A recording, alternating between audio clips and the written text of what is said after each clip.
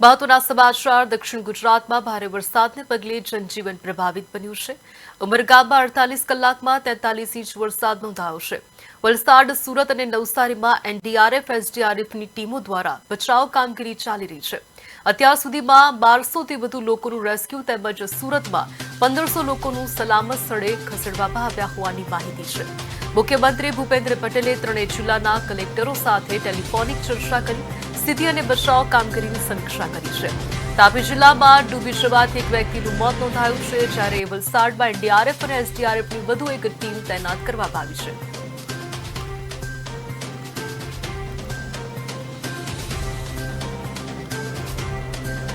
હાલની સ્થિતિએ 300થી વધારે રસ્તાઓ જે છે ટેમ્પરરીલી બંધ છે ઓવરટોપિંગના કારણે। પંચાયતના રસ્તાઓ છે, 200થી વધારે ટ્રીપ્સ જે છે બસની એસટીની એ અત્યારે બંધ છે અને અમુક સ્થળે પાવર ફેલ્યુઅર છે જે થોડા સમયમાં રિસ્ટોર થવાનો છે। સતત એસઈઓસીમાંથી ડિસ્ટ્રિક્ટ ટીમ સાથે સંવાદ થઈ રહ્યો છે। જ્યાં પણ જે મદદની જરૂર હોય ઇમિડિયેટલી અહીંથી એનડીઆરએફની અને એસડીઆરએફની ટીમ્સ મૂવ કરી અને આપણે પહોંચાડી રહ્યા છીએ। સાથે સાથે માની લો કે કોઈ કિસ્સામાં એરલિફ્ટ કરવાના સંજોગો ઉપસ્થિત થાય તો આપણે એરફોર્સ અને કોસ્ટગાર્ડને પણ એલર્ટ પર રાખ્યા છે। હાલમાં વેધર કન્ડિશનના કારણે ત્યાંથી ટેક ઓફ નથી થઈ શકતું, પરંતુ